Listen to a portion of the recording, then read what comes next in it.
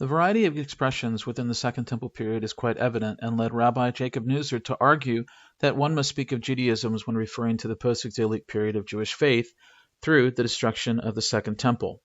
At the same time, it can be argued that although the greater Jewish world was unquestionably diverse, as testified to by the number of sects in the later period, there remain several essential elements that seem to have been common to most parties.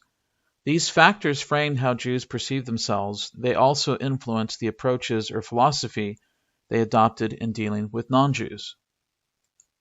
These common elements were centered on the temple cult, the Torah and its observance, and a sense of connection with the land of Israel. Non-Jewish authors supply extensive evidence of critical elements further defining Jewish identity, and that consequently serve to distinguish between Jews and outsiders.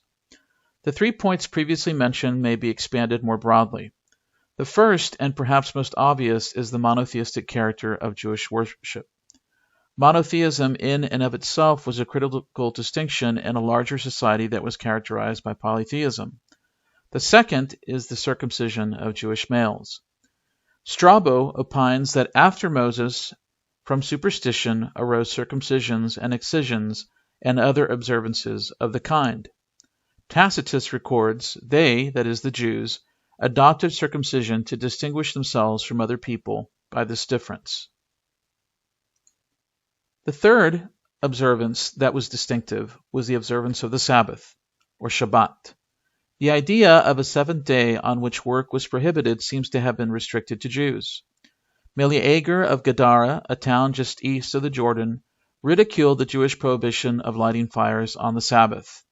The poet Rivtilius Namatanius also echoed this criticism. Seneca, the Stoic philosopher, held laziness as the reason behind Jewish abstentions from work.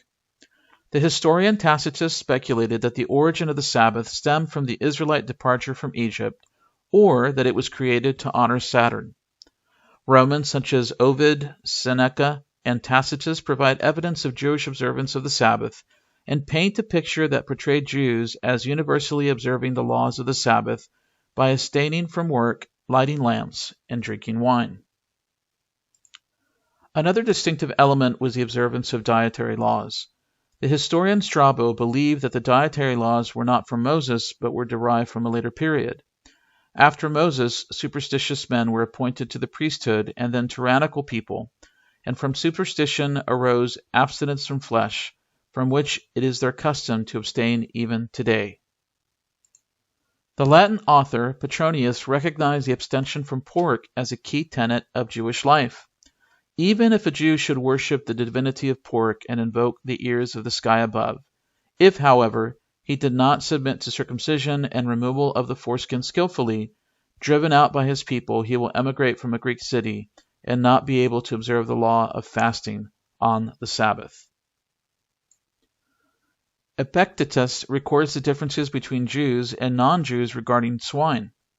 This is the conflict between Jews and Syrians and Egyptians and Romans, not over the question whether holiness should be put before everything else and should be pursued in all circumstances, but whether the particular act of eating swine's flesh is holy or unholy.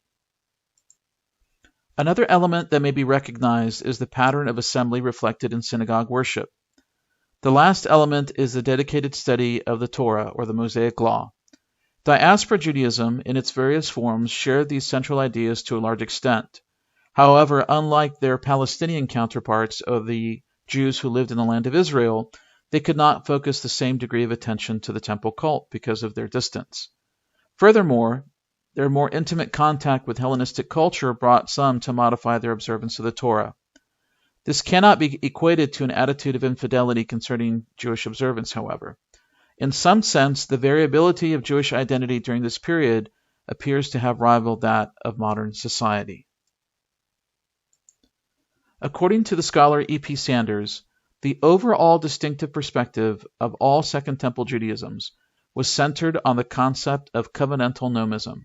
That is, the idea that God has established a relationship with the people of Israel, and that this relationship was embodied through the covenant of Torah.